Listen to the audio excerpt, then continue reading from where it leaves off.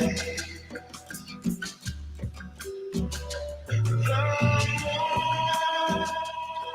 right, welcome to podcast number 120 this week of the Texas Hemp Show. I'm Russell Dowden, your publisher and editor of the Texas Hemp Reporter magazine. We are working on our April edition, and it is almost ready as we are here at the very end of the month of March. Joining me in studio is my co-host, Rachel Nelson. Hi, Rachel. How are you? Hello. Doing well. How are you? Good. Good to have you back here in the studio and do a show. What did we do last week? Who do we have on? Oh, it was Wyatt Perp. Wyatt Perp. I'm like, I could see his face and not his name.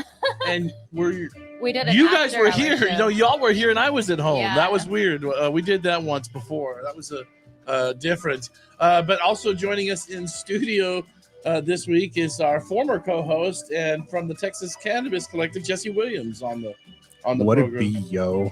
Former. It's like former child star. Former child. When I don't want them to see what's on my resume, that's what I say. Former child. Well, welcome to the podcast. We're all actually in the studio, so no one's streaming coming in on a video platform this week. So everybody's right here. So that's pretty cool. We haven't done that in a while. A special guest, Backbones, our one-armed bandit. Oh, the one-armed man.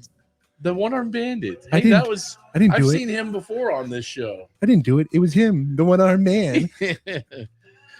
Well, Jesse joining us from the Texas Cannabis Collective this week, and you've been down there at the Capitol, I know, being vocal as you are down there. Rachel and we were down there. Paul and Rachel and I went down there for the hemp one a month and a half ago. But how's it going down there? You've been stirring the pot. I try not to stir the pot. Stirring the pot doesn't work very well. I try to work with the pot, keep the pot warm, keep it delicious, keep it flowing. Jesse, of course, the senior staff writer and editor, I think, for the Texas Cannabis Collective. Yes. That's right. And no stranger to this program. He was on this show for, I don't know, maybe 40 something episodes at least. And now doing your own podcast there with the Lone Star Collective show.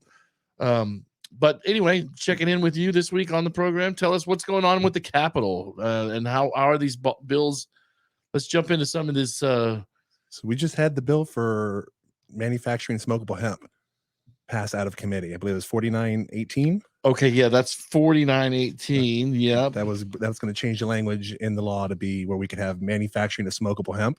Because right now, after the case that just happened, our state Supreme Court said you cannot manufacture it in the state, but you can sell it. So as long as it's made somewhere else, you can bring it to the state and sell it in the store. Current law. Yeah, current law. Right. Which makes no sense. Yeah, that's ridiculous. So we put a new bill out, not us, the Cannabis Collective, but a new bill. Texas put a bill out saying we're going to return smokable hemp, the manufacturing of it, so we can continue creating it in our state.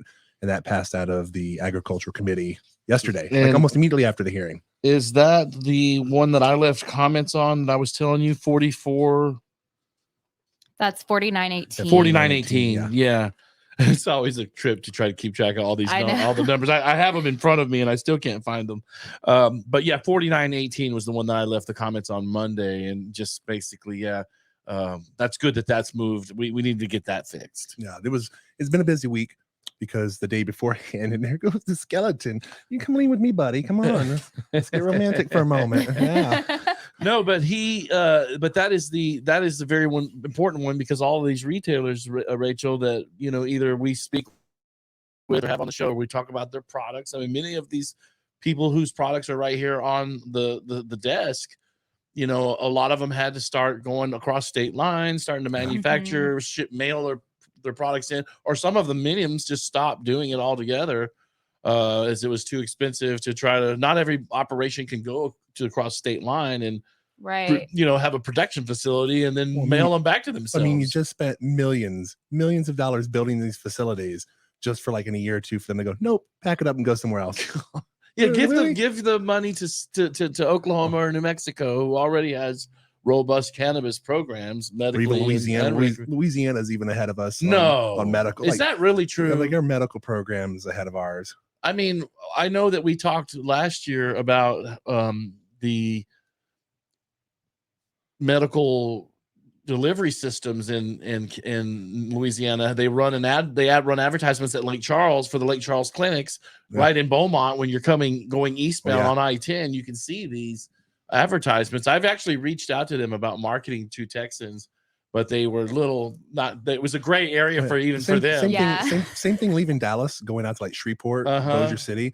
Billboards all over the place, like, we have your medical cannabis. Texans, we have your cannabis here. You don't need a medical card. Come to Louisiana and get that was one of the ones I've seen last year in East Texas had. But this new bill will fix that. This will fix that. Hopefully. Well, it's kind of sad for, the businesses that invested to go across state lines, and then now being able to bring it back is good, but it's like, dang, a lot of them used resources. Well, I understand there was a couple of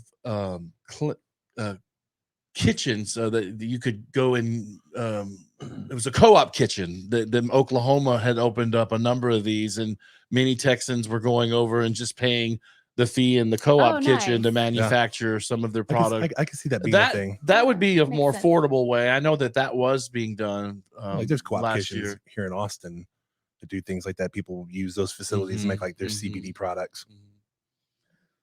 Well, what's the most progressive bill right now for cannabis that's being put forth at the Capitol? Is it that's Nicole Collier's bill? Is that? Well, Nicole Collier put a bill forward, I know, for getting rid of defense to prosecution. That was what I testified on Tuesday. That's House Bill 382. That's right. Basically, if you got pulled over and you had a hemp product on you, and the cop tested with, like, say, the little field test kit, and goes, well, I actually believe this to be weed. When you get ready to go to court, you can provide the evidence of saying, I have this product. Here's the packaging, has a QR code, a COA attached to it. I bought this from a reputable source.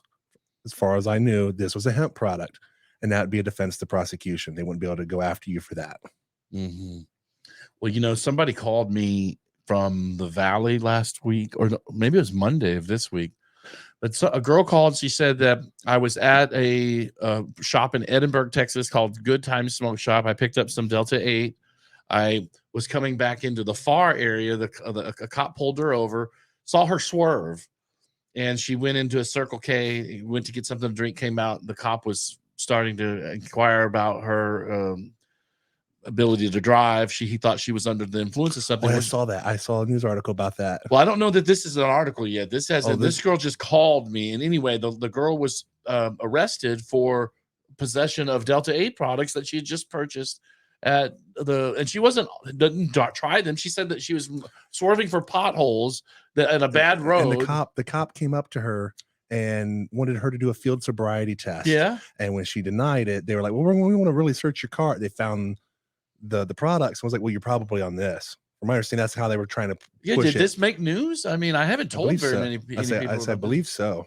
No, I mean, the girl called me about it, but I was just going to mention, though, that it was one of those cases where I told her to reach out to Jay McGuire at the Hemp Federation, because Jay likes to, call the DA and Well, him and David Sergi will tend to work on that type of stuff, and it's great. Well, that's the two numbers I gave her, in fact. When she called, I said, look, I don't know if I can get a story done for you this late in the game, but I did give her David Sergi's number and Jay McGuire's number, because they advocate for these kinds of cases. And so I bring that up because this bill is happening. This is actually happening. People have this thought that this isn't happening, especially inside the Capitol. Like, I explained to Representative Collier afterwards, like, this is happening in our state. People are getting pulled over. They are being arrested. We need to fix this part of the program right now. Yeah, this is it's already bad enough that people are going to jail still for low levels of cannabis, but now you're still going to put someone in jail for a Delta 8 cigarette? Well, the biggest problem that I pointed out to her was that, so say you have gummies. Gummies are a concentrate. That's a felony by default in Texas. You're facing felony charges. There's no cite and release for that. You're going to jail. So you're probably spending the night. You're going to wait till the morning. You've talked about this. You got to sit there and wait for the judge when the judge wants to see you, and the judge will set bond, and you got to figure out how you're going to get your bond together and an attorney. Yes, I have spent a night or two in jail. Yes, I have talked about this, but I have been only arrested once for cannabis, and that was way back in '97. I was a young guy, and it wasn't my my pot, honest to God, I swear. Sure. But my nephew had the pot, and he got pulled over, and then I said, "Look, man, don't let him search the vehicle. You know, don't consent to a search." And so the cop, knowing that I have been coaching him on this, separates me, the older guy, from my 18-year-old nephew, and he continues to pressure Jesse, and he gives him the right to search. Oh, great! That the guy's name is my name. That's what I needed. That's what I need for this story. No, but my nephew Jesse got. He was only 18 at the time. I think I was 27 at that time. But that's the only time I got busted. And what it was is one of those things where it's not my weed. No, it's not my weed. It's not my weed. Okay, well then you're both going to jail. Oh no! So we both went to jail. It magically appeared, officer. I don't know what that is. No, if someone would have taken the rap, like, you know, he was 18, didn't want to take the rap. Well, it wasn't. I didn't go buy it. He bought it, but he threw it under my seat in his car. Anyway, rude. that is still on my record Really? from way back then. If if anybody looked far enough back, I mean, it's still on your criminal record. I was given advice by someone who had seen a case before where basically they said, if you're a guy, keep a small women's purse in your car and throw it in that purse and shove that under the seat.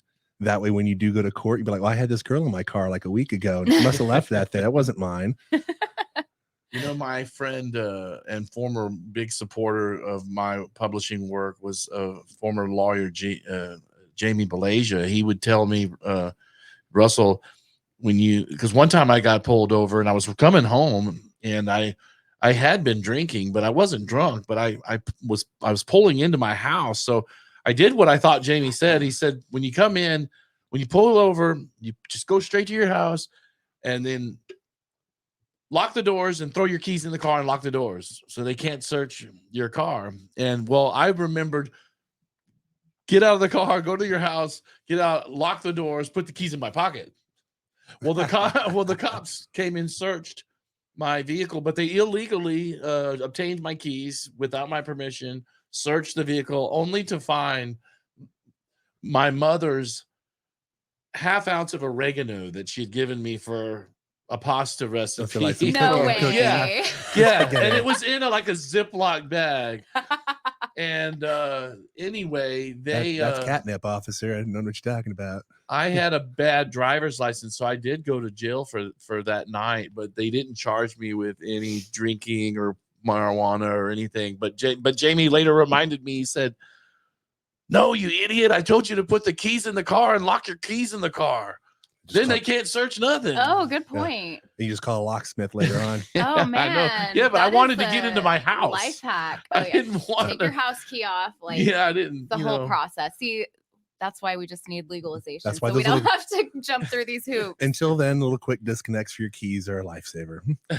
Yeah, true. But that's how I end up losing my keys. I want to know a little bit more about the 382. So, say I have some illegal cannabis and I put it in the packaging of something that I buy from the store that's legal. I mean, how could they really prove who is at fault if there's an illegal product? What's likely going to happen is that they're going to test it.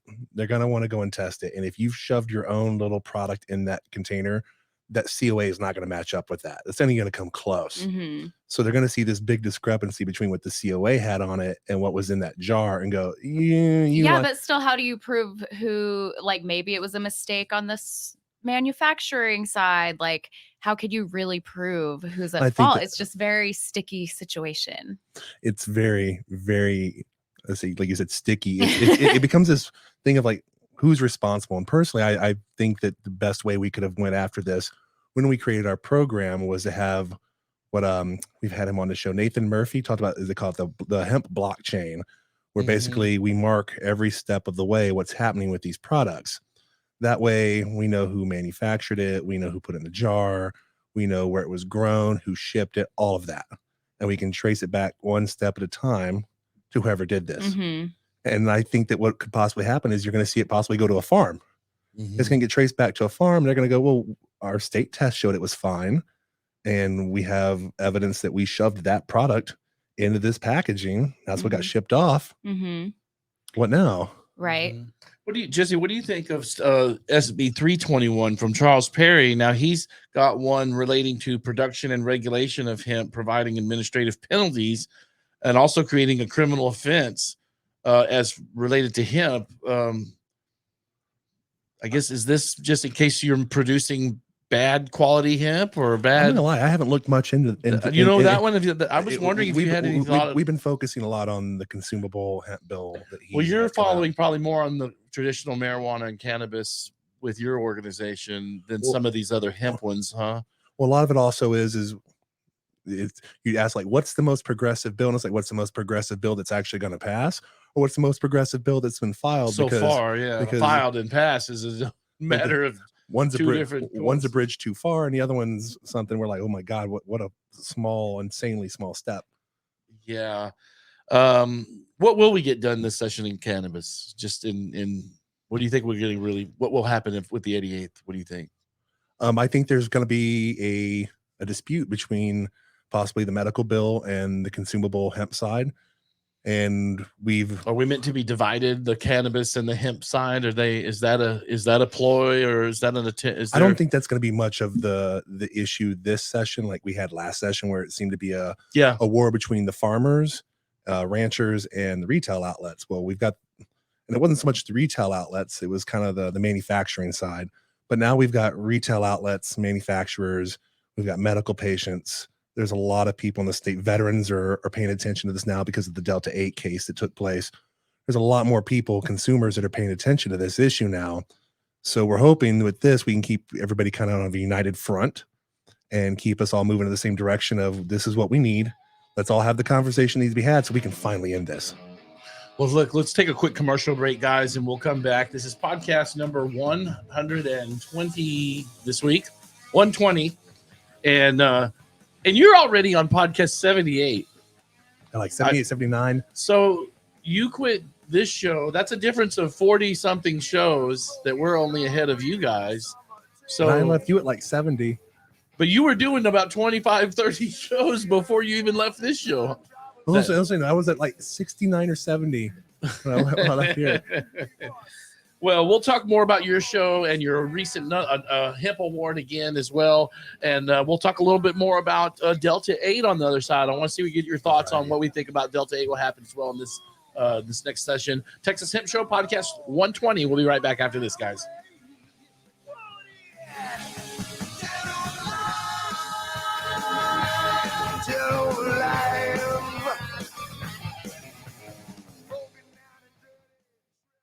Hey, this is Cheech Marin, and you're listening to the Texas Hemp Show.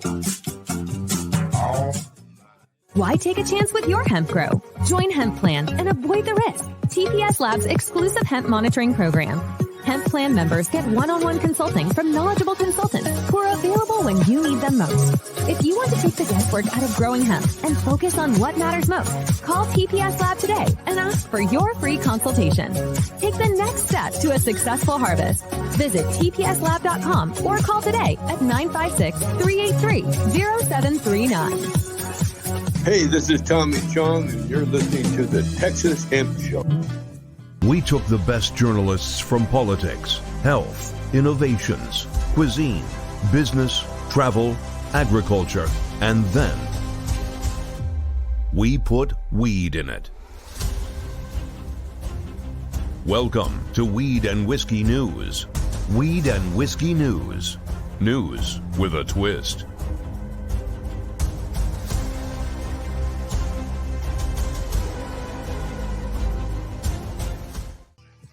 Do you qualify for medical marijuana? Texas allows medical-grade products with THC. If you have a diagnosis of PTSD, neuropathy of any kind, including diabetic, any cancer or seizure disorder, Dr. A at Good Earth MMJ Clinic will help. You believe in cannabis's medical benefits, as do we. VA veterans with PTSD do not fear, as your benefits are protected with a Dr. A's prescription in Texas. Please visit goodearth210.com for all details and to book an appointment. Next day appointments available. We're here to get you well, not high. That's goodearth210.com.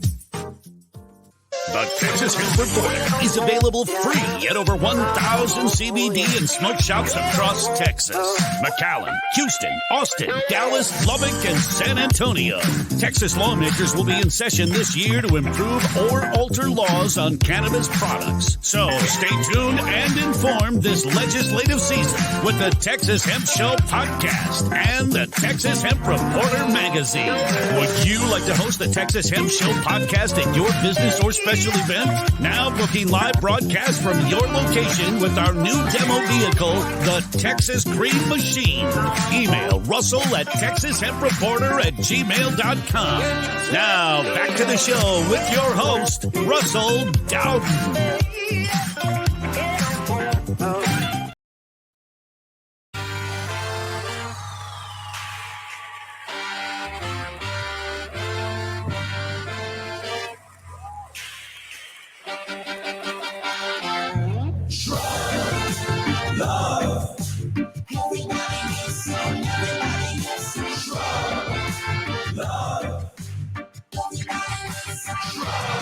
And if you can't hang, say I refuse. I take you all back through the roots. I was a young Welcome back to Texas Hemp Show. This is podcast number 120. 120, man. That's 120. That's a lot, man. I can't believe we've been. You were and I were on.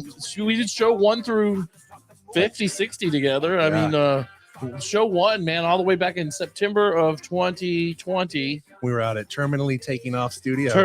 Terminal Takeoff Studios in East Austin is where we started. Oh, really? And we did 6 podcasts there, and then we bought a PodTrack P4. Yeah. And then we started doing them here. I still have mine. I went and bought one. I've still got mine. It still works great. Yeah, I have I don't know what that is. The P4 is it looks about the size of a phone, and it's a little recorder, but the little phones, the little P4 is ingenious in that it captures the mix minus for your guest, and that is the key that we found out the hard way with Colton, with Coleman and a couple of other guests over there at that studios. We couldn't figure out why they couldn't hear the music, like the music we have in the background now, the bed music. Mm-hmm. We couldn't figure out. And there was feedback on their mics too, and their engineer over there, bless their hearts, they just didn't have the mix minus part figured out, and it took a couple of guests. It didn't take long for us to figure out that we were fucking up. I mean, it was some issues, and so we had to get that straightened out. But Jesse been with us from the beginning with this show, and we've come a long way. It's 120 shows. We've done video for maybe 50 shows. Carl's been with us, and Carl was who our video producer here. Carl was with us for show 1 or 2 at Terminal. We invited him to come and see what we were doing way back then, and even though Carl didn't really come in and help with the video until maybe the late mid-30s of the shows, but he was there in the beginning, even when we were over there at Terminal. Man, I remember with the first episodes we did in this office, we were sitting at the desk, just together at the desk with like random microphone stands at the desk, trying to and then my mic would go out. We had to lean into each other's mic, like, I got to talk now too. Oh man, before I was in this bigger office here in the building, I was in a smaller one, and I don't know if you ever saw that office, but I remember during COVID, Rachel, we were doing weird shows. This was before the Hemp Reporter, but this was right around COVID, or maybe March of 2020, and I had a little 720p camera mounted on the wall, and it was like hanging down, and we were still using an audio interface that went in you had to get your sound, your audio had to go through the interface to get to the computer to get your mics, and we were running through a little mixer, so it was a whole different setup. And that PodTrack P4, and then we've of course got that thing was a blessing. Yeah, that was a real game changer, the P4, and then we've since then have had the P8, and I have now the Rodecaster Pro 2. So our production has definitely improved some here, but shout out to you and your podcast, and thanks for all of your contribution to this show over the first 2 years of the show. You guys are doing pretty good. I didn't realize that you had done 30 some shows of your own before leaving this show. Oh, wow. Like, I didn't know there was that many, because I kept telling myself, how in the hell has he got 78 shows when we're only at 120. What's funny is it's been, I think like a month. It's been almost about a year since that you started doing your own shows. No, since I've left here. Wow. And I believe we started doing the Lone Star Collective like maybe 5 months, 6 months before I left here. Like powered through a bunch. You were in the first 10. Well, you've gotten a lot of I was on one. I think I was on episode 12 or something like that. Oh, you were like 8 or 9. Oh, wow, really? Okay. Because I remember your comment was, oh yeah, I'm blessed to be in the first 10 of your episodes. Well, the weird thing was you asked me sometime after that, well, when am I going to get on your show? And I was like, what do you mean? You've been on that show. You don't want to come back? And it's supposed to be like some of a joke. It's like, hey, when are you going to invite me over? You're for 50, 60 shows. Anyway, let's get back to the conversation. What do you think? Any thoughts on Delta 8 and anything going to change there, Jesse, with this session? Nothing's. I think that's the thing that everybody's wanting to figure out. Yeah, people are calling me at my office and asking me, hey, Russell, what have you heard? What do you know? Retailers are concerned about this. They're very much concerned, and the issue we have is that this seems to be a top-down type thing of we want this done, so get rid of this, get rid of Delta 8, and we're kind of fighting like hell because it's one of those things of there's this misconception that all Delta 8 is converted from CBD, and I'm having to explain to offices, no, there are processors and manufacturers who can do this without converting it from CBD. They process enough plant material. And the example I've given in the past is the grain of beach on the sand, where it's like if you have a grain of sand, it's nothing, but you put together billions of grains, you've got a beach. So we had the same thing with Delta 8. It's very minuscule in each plant, but if you get enough plants together, you can make a viable product with this. So it's naturally occurring. So it becomes very tricky to try to ban this flat out. Yeah.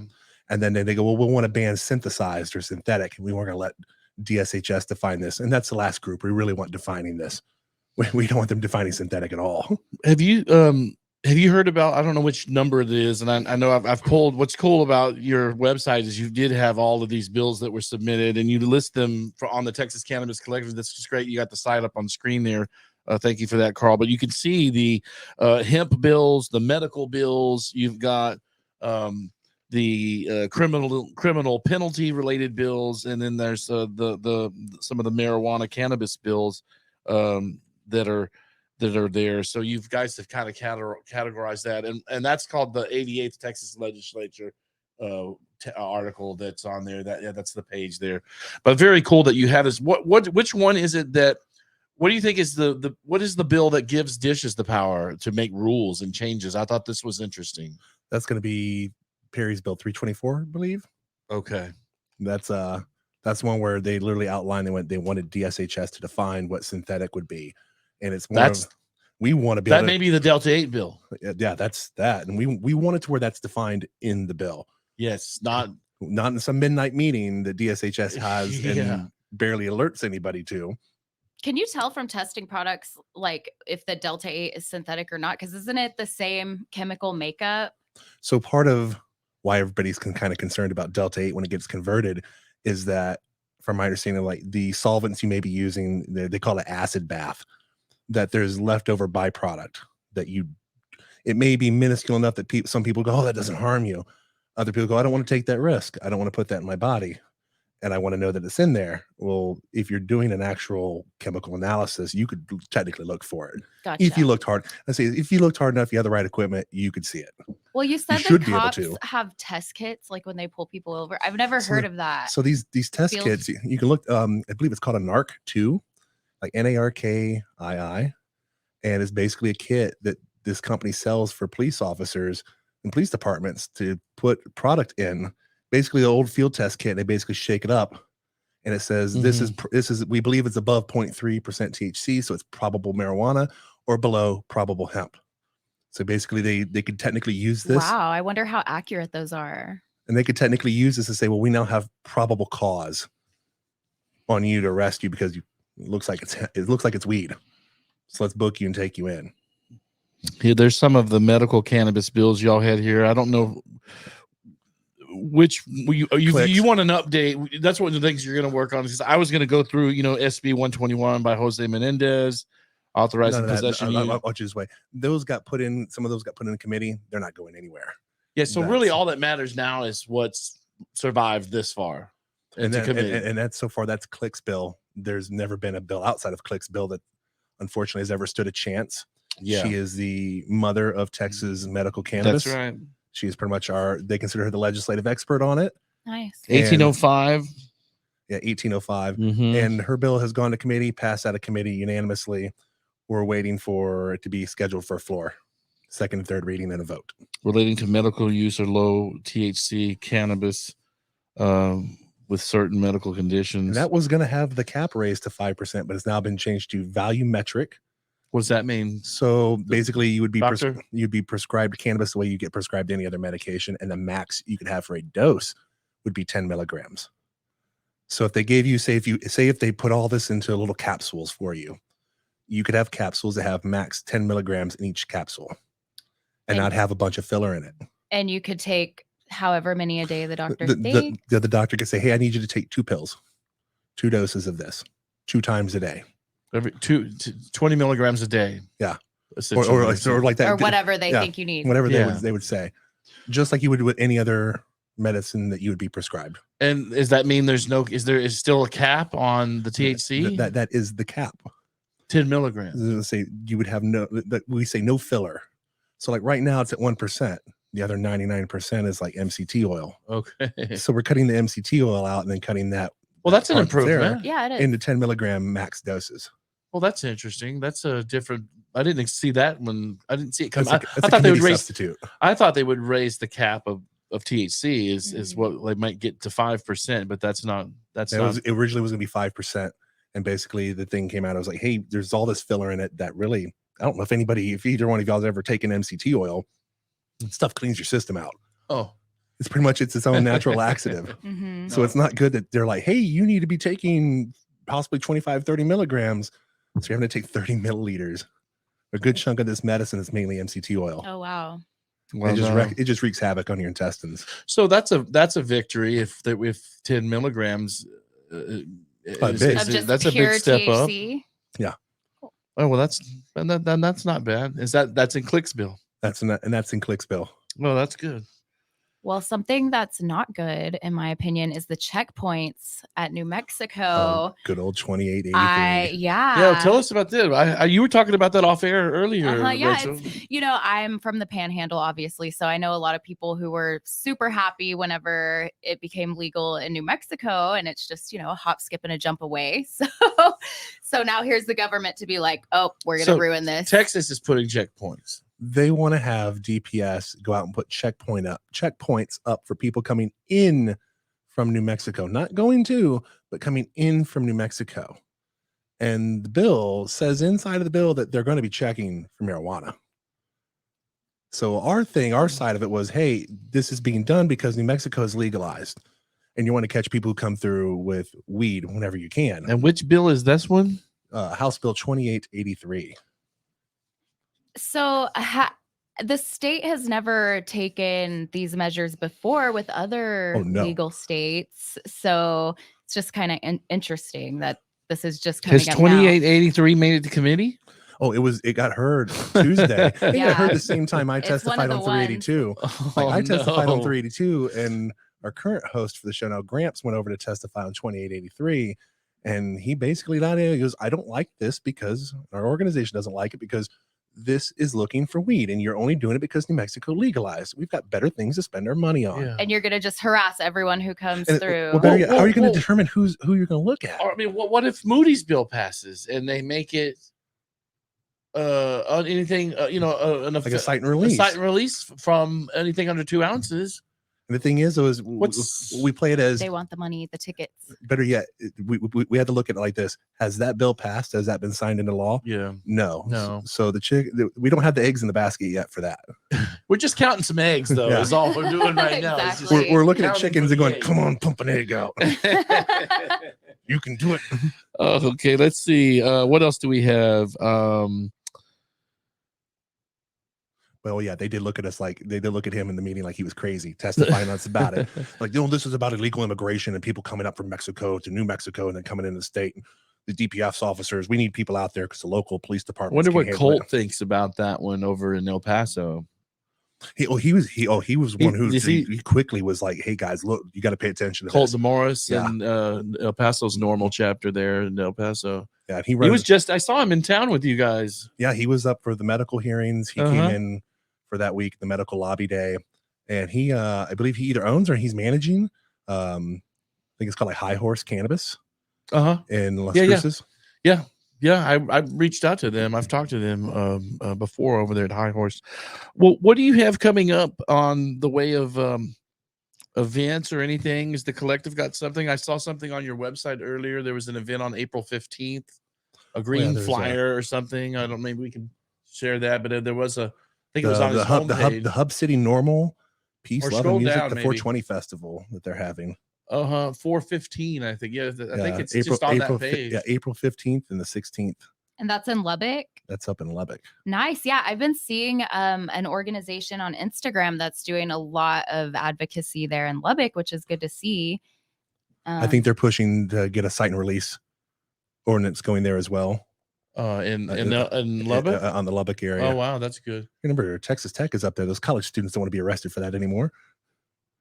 Yeah, I think it was further down there. I saw a green flyer there, how was your turnout over there on the 14th though? I mean, that was the big day. Good. It was great seeing new faces. We had a lot of new faces that showed up, people who aren't the routine people. And I said on our podcast, we talked about it, I was like, you don't want things to get stale. And it's like having the senior people show up doesn't really get stale. And the 14th was the Texas Medical Marijuana Policy Lobby Day is what I'm referring to for listeners. If you're wondering about March 14th, and that was a good turnout. Y'all had a good turnout. It was great to see new faces showing up, people that hadn't been there before, showing up to tell their representatives and their senators that they wanted to see change, which is great. It means that there's not the same people just coming over and over and over again, that there are other people that need this in our state. Yeah. Well, what's coming up, anything event-wise? I'm sure we'll all see each other over there at the Roundup with Dalton in Dallas in a couple of months. That's probably in the summer. He always says, I say it's earlier than it is, but it is in usually late July. It's either July. I think he's planning for August, though, this year is what he was saying when he was on a few weeks ago here. But we'll all be at that. Are you guys doing anything in between there, or you'll be sponsoring that event? No doubt. You're in Austin. I know Austin. He's working over at Thrive Apothecary now. I believe Thrive is having a 420 event of their own. Yeah, we're doing a podcast at J Hart CBD. We have a little remote that we're just going to go over there and do a live show at her place. And take the car over there and do that. So we're going to be doing that. But I want to do another one, though, that's like a night one. Oh, that would be fun. Like, one we do at 7 o'clock or 8 o'clock, a little more fun. That one's earlier in the day, like at, 1 to 4, that kind of thing. But I'd like to do another one that's like, if anyone's interested. Yeah, if you want to have us, we want to do a podcast on 420. It's a Thursday, so we're trying to find like a smoke shop or another CBD, or maybe we just need to go hang out at the Flamingo or something. Oh yeah. I don't know. I was there last year on 420 at the Flamingo watching the Mau Mau Chaplains. Who are going to be in the magazine. Was it? You did a story on Mo, and that's really awesome. They're great. We talked about them Mo and Angela. Angela and Mo, where they're going to be on the program, and that's going to be a very a cool write up that you did on that. Have you seen that yet? How it came out? Yeah, it looks nice. I sent that over to you. I was wondering that. Are you studying law, Jesse? I'm going to just ask right there. You've gone back to school. I've gone back to school, and I'm finishing up a digital media innovation degree. Okay. Part of that. It's a STEM degree within the Mass Comm department. And I was looking into going into law school afterwards. And right now I've just decided, I'm like, I'm done with this. I want to spend more time with my kiddo, my wife, because law school, where I want to go to law school, like UT, you have to do 14 credit hours. Aren't you? But but the media, let me ask you, I'm just going to ask you, isn't the media class though get you there to the 14 hours? I mean, law school is its own thing. It's like starting a grad program. You're starting from scratch. Like first semester, 14. We want you here full time, 14 credit hours. And I'm like, yeah, I'm not doing that. I did that in the Navy already, and I'm doing it again now. Nope. I'm sure Joyce has something to say about the so she's wanted her own programs as well. I think she's looking at like creative writing now. Because that gets you, it's amazing. That kind of stuff gets you in the door for those types of programs as well. Like law schools love journalism. And Jesse, we're gonna probably take another commercial break here real quick. But what's going on with our buddy right here? Who is this? Can you tell us what's going on here? Is this Bones? Bones, Lefty, One-Armed Bandit? This is Lefty. Oh, you brought Lefty in. He hasn't been here for a while. He needs meds of his own. All right, we'll be right back. We're going to take a quick commercial break. This is the Texas Hemp Show. Our friend Jesse Williams visiting us here at the studio. This is podcast 120. We'll be right back on the other side. Texas Hemp Show.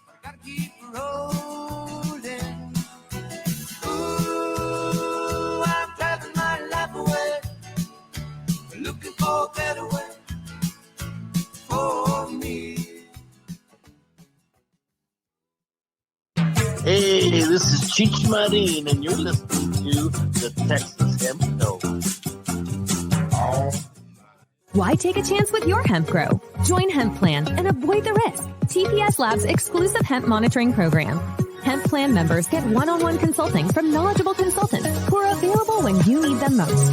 If you want to take the guesswork out of growing hemp and focus on what matters most, call TPS Lab today and ask for your free consultation. Take the next step to a successful harvest. Visit tpslab.com or call today at 956-383-0739. Hey, this is Tommy Chong, and you're listening to the Texas Hemp Show. We took the best journalists from politics, health, innovations, cuisine, business, travel, agriculture, and then we put weed in it. Welcome to Weed and Whiskey News. Weed and Whiskey News.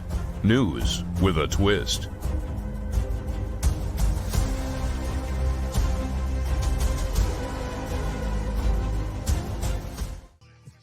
Do you qualify for medical marijuana? Texas allows medical-grade products with THC. If you have a diagnosis of PTSD, neuropathy of any kind, including diabetic, any cancer or seizure disorder, Dr. A at Good Earth MMJ Clinic will help. You believe in cannabis's medical benefits, as do we. VA veterans with PTSD do not fear, as your benefits are protected with a Dr. A's prescription in Texas. Please visit goodearth210.com for all details and to book an appointment. Next day appointments available. We're here to get you well, not high. That's goodearth210.com. The Texas Hemp Reporter is available free at over 1,000 CBD and smoke shops across Texas. McAllen, Houston, Austin, Dallas, Lubbock, and San Antonio. Texas lawmakers will be in session this year to improve or alter laws on cannabis products. So stay tuned and informed this legislative season with the Texas Hemp Show podcast and the Texas Hemp Reporter magazine. Would you like to host the Texas Hemp Show podcast at your business or special event? Now booking live broadcasts from your location with our new demo vehicle, the Texas Green Machine. Email Russell at TexasHempReporter@gmail.com. Now back to the show with your host, Russell Dowden.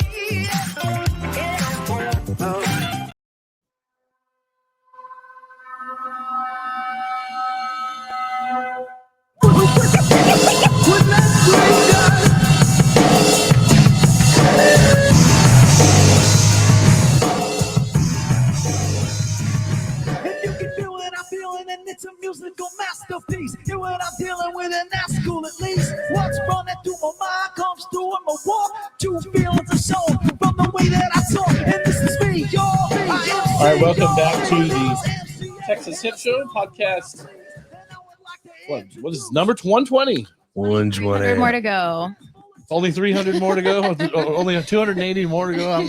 Till our 420. Until 420 show. That's what is that how many is left until 300 weeks left? I like where Rachel's going with that. That's 6 years. Yeah, that's quite some ways down the road there.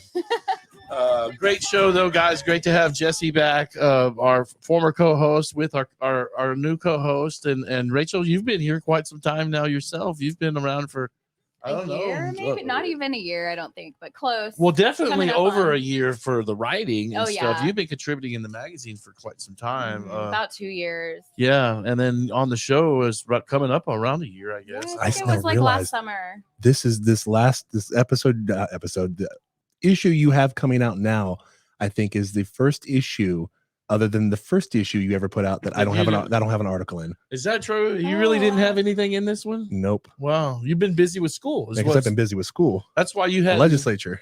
Yeah, that's really true. That's true. Two things that keep you so well, busy. I picked up, some articles. Who I picked up is I had on the grad student Clay Moore. Clay Moore. Yeah, I was gonna say Colton Morris, but that's not. Anyway, no, Clay has been on. Clay just did an interview with NOCO's Morris.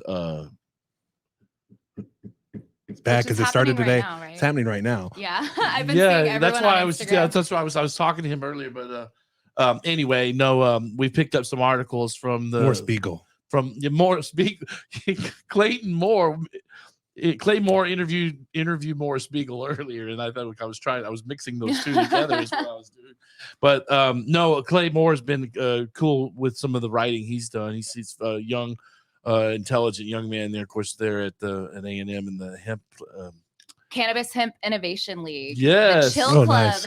So has Dalton ever talked to you about trying to make a chill club at Texas State? He kind of mentioned about it before. Yeah. And it's funny. I joked about A&M yesterday. Y'all should. Right. All three of y'all are alumni. Know, exactly. We need to make this. I didn't think about it. Yeah, Jesse, you and Dalton are all Texas State alum. They're probably the only people on the A&M campus I could probably get along with, because I refer to A&M as assholes and masochists. Nobody on that campus looks happy ever. Everybody on Texas State's campus is like friendly. They cover for each other. Everybody on the A&M campus, I've been over there several times, was like, get out of my way. That was not the vibe at the Texas Hemp Summit, though. Well, that wasn't the students either. No, that was professional. That was pretty cool, though. Yeah, so that was. I didn't realize that was the first. This is the first issue since the first issue that you weren't in the first one. So I didn't know. I didn't even think about that. And now I'm realizing I'm going to catch all sorts of flack for what I just said about A&M. Everybody under the sun's going to be reaching out to me on like LinkedIn. You know how Aggies are. They're very proud. Gosh darn right they are. Well, it's what's coming up. We've got 420 coming up in a few weeks. Oh, I was going to tell you. I wanted to mention this to you. We had you recently had Paul on from Urban Bud, and we have him on the show in 2 weeks. And I was going to ask you, what was that show like? Because Gramps did that show. Gramps did that interview. Oh, okay. So you weren't on that one. Have you been? You've been down at the Capitol. Yeah, I've been down at the Capitol. So what day do y'all record over there? So we've been recording. Various times. Like we've got time. We've set up like a schedule where it may be Monday, Tuesday, Thursday, or Friday. Like I just did a show with Jay McGuire that came out that I've recorded Tuesday, and I've got to go home and edit this and put it up. And we had the live one last week on Thursday. Yeah, we were live at the same time as you guys. We actually did we stayed late last week and did that little late show with you guys here and me at home, but we were streaming the same time you guys were. Yeah. That was cool. Have you had success with your show doing calls live? We haven't tried doing calls. We did that last week, and Skylar Johnson. Skylar called in from Washington. Be delightful. Be delightful. That's right. So that was a shout out to him because he watched both of the lives. He was commenting on both of them. Was he on your too? Yeah, he was coming over commenting. He just happened to be on Facebook while we were both streaming. But that was cool that we were able to see some engagement from somebody watching, because we with no warning, just we just do it randomly. Yeah, we just randomly did that. We never tried to schedule the stream. We want to maybe schedule those, but that was kind of cool that we got a call, and I would like that more. Is the calls, that's always cool if you could just do these live and get some interaction that way. The one thing I worry about with having calls is when you get the people who want to call in and they're kind of have a tantrum, or better yet, they're going to say, "I'm going to smoke because I want to smoke," and it's like, you're not helping, man. It's like that doesn't change anything down to the camp. Why didn't the law change? But because you just said you could do whichever you want. But you could just go. There's a button here, and you can just mute. goodbye. You just get rid of them if they go off the deep end. Adios, motherfucker. No, but I think that would be cool. Hey, I haven't said anything to anybody. I want to change your voice. Like I didn't know I had that on you there. Yeah, we're like death metal right now. Stephen Hawking of weed rambling on. Was that the crazy voice? I smoke too many packs of cigarettes. I can't hear that. I didn't hear that at all, so I didn't mean to do that. Oh yeah, dude, you put it on and I was like, adios, motherfucker. I'm curious. Could you talk about just the experience of being at the Capitol during all this? Has anything crazy happened? Does anything stand out? Okay, so I think the first day there was somebody at the Capitol, like opening day, that went to Click's office and like tried to cause a ruckus. And Capitol Police had to show up to her office as we're going to her office. And it turned to us and we're like, yep, let's turn around and just walk away for a moment. Because I think it was like some protester, it was possibly one like an abortion protester or something, showed up and was like, I'm going to cause a stink in her office. It's like, now you wonder why there's guys out front with assault rifles.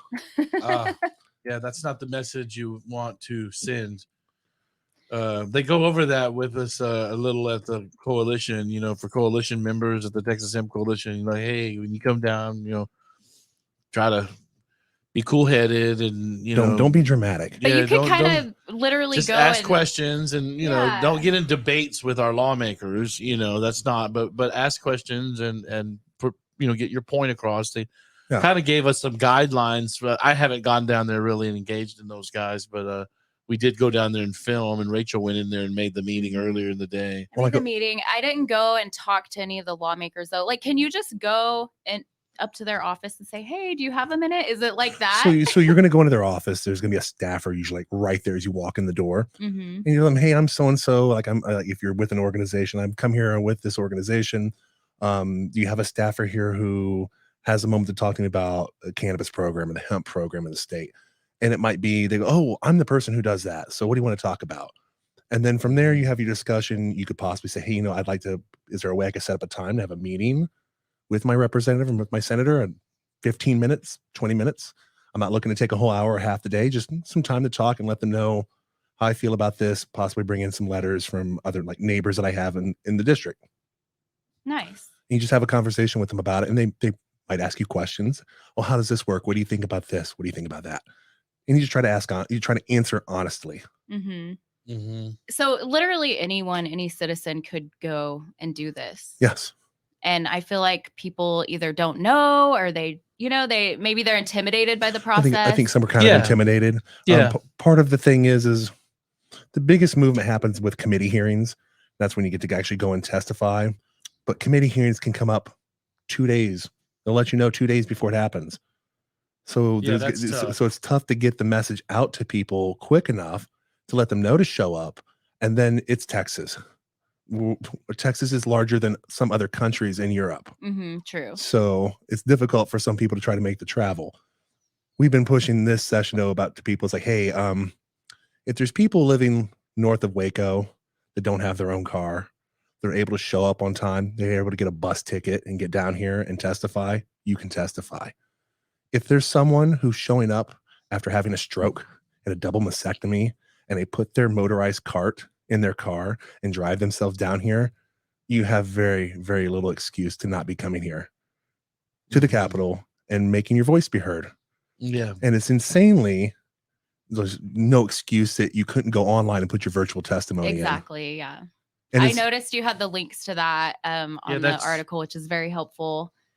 Yeah, that's new too, that you can do the virtual leaks. I think there was some sends those out too. There was some last session, but it was kind of here and there. This session, all of them. I haven't seen one yet that doesn't get it.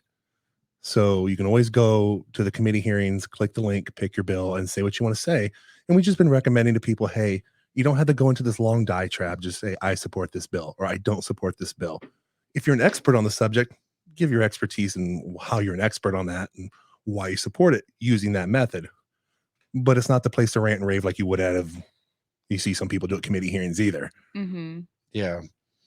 Well, any news on the veteran side of things? Is there any movement going on down there with David and his group? Or y'all getting anything done for our veterans at this legislative session?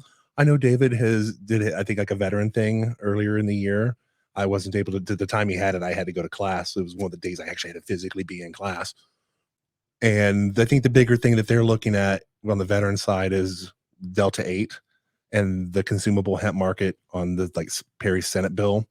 So that's their biggest concern now is veterans would still have access to that, and that we would have access to, like talked about Click's bill, medical condition where you'd been prescribed an opioid.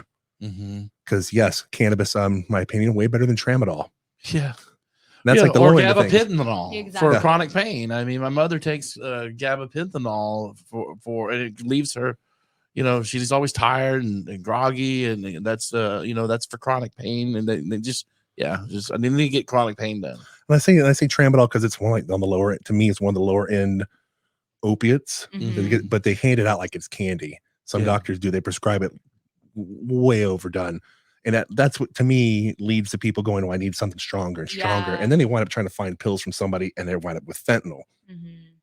So this kind of addresses the fentanyl issue as well that our state's running into.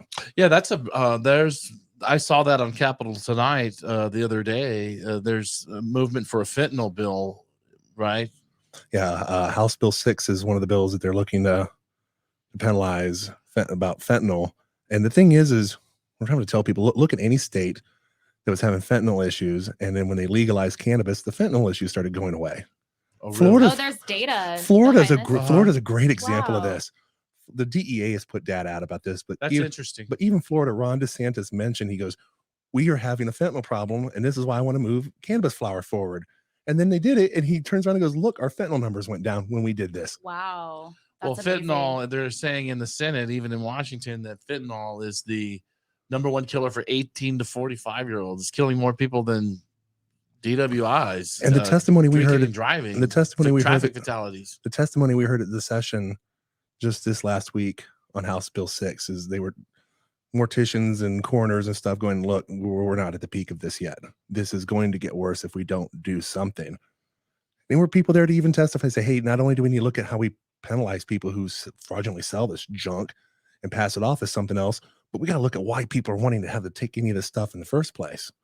Like, why are people wanting to grab this medication and use this? What do we do to curb this need? It's like, we have other solutions. Better, how can we do something as well that people could test this? Yeah. Fentanyl strips. It's like, hey, they're cheap. They should be accessible. Let people get access to them. That way, if they do get a hold of something that's dirty, they know they're not putting a dirty product in their body. Yeah. Yeah, but that would mean something good would have to happen. Right. Yeah. It'd be like condoning it. We can't condone it. That makes sense. I don't know if there's any money in that for government. I mean, we can't have that passed.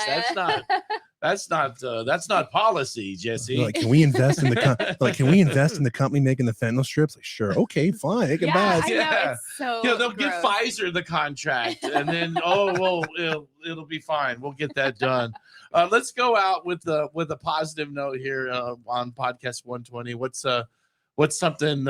What's a high note we can take from this show and just to part with our listeners as we wrap the last 2 minutes here or so? It's Texas Hemp Award. God, yes, yes. He keeps beating us in the podcast arena. Congratulations, but thank you. You are very good about getting the message out, and you guys have a great network. Clearly, with the collective. The first time we won, we came in third. So the first time I won, podcast, I went around to events and I had my business cards with like information on the back on how to vote. It's like, here's a QR code and here's the stuff we're nominating for. That. Yeah. And man, Karen came up to me later. I was like, "Were you handing cards out at these events?" I was like, "Yeah." She's like, "Yeah, that's a smart idea." Vote for me in the Hemp Awards. She's Karen Frommel. Karen Frommel runs the Texas Hemp Awards and gives out the Super Bowl rings. The treasured Super Bowl ring. One of those. You've got one now. So I have one. Why aren't you wearing it?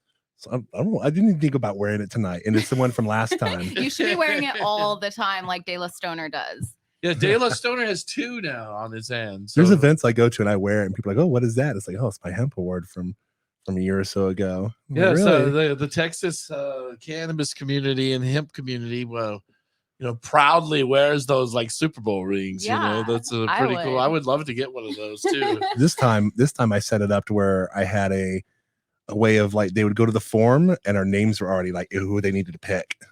So I was like, hey, all you can do is go to this site. It's already done for you. And they're like, wow, this is easy. So I was able to like blast that out in marketing campaigns. Well, I have an idea is that you need to just not run take off a year. Yeah. Share the love. Let us do one that, and maybe we'll have a chance to win one of those podcasts. Next year, if it's one, it's because Gramps has done it and he earned it. I don't know. I think we're well on our way with the studio updates and yeah. And we were invited to go back to Waterloo Media, and I thought I'd mention that at the end of this show, but we are going to go over to the ESPN side in a couple of weeks. On the 15th of April, our first show will be over there airing on Saturday mornings at 8 to 9. A little better spot. Then we were like what, 5 to 6 or 6 to 7? 6 to 7 was the old show. So this will be. Why is it ESPN? Because that's what they offered me, and I said okay. I was just like, isn't that sport? Yeah, well, it is. But you know what? I think there's a lot of connection with sports and CBD, and there's that crosses over. Yeah, it does now. And I think we'll have an audience for this show on the ESPN morning thing. So we're gonna try it out. I've already got a couple of sponsors for it. So a couple of weeks you'll be able to hear this on the morning on 102.7. So we're just gonna keep doing the same thing we do here, but once in a while we might get up early and have some donuts and go over there and do a show. Oh, that'd be fun. If Carl's up for that, so we'll see about doing that. But podcast 120, great show, Jesse. Thanks for coming in today and being on the show. Next week we have by the way, guys, it's Wednesday next week. We're recording.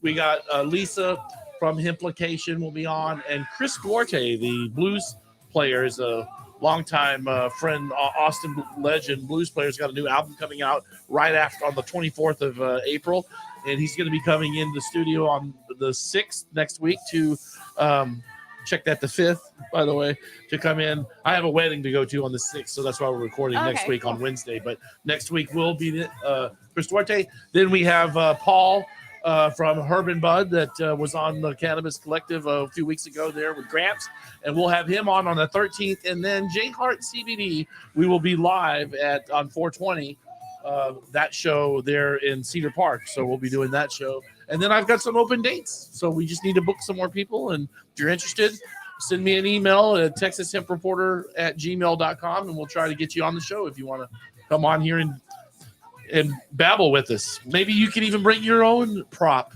Yeah. Jesse brought in his good friend Lefty come in today on the program. So bring your friends. Yeah, just don't bring your blow up doll. Russ will take it from you. That's right. I will take that from you. All right. Good show, guys. We'll see you next week. It's the Texas Hemp Show. We'll see you guys. Take care. Adios.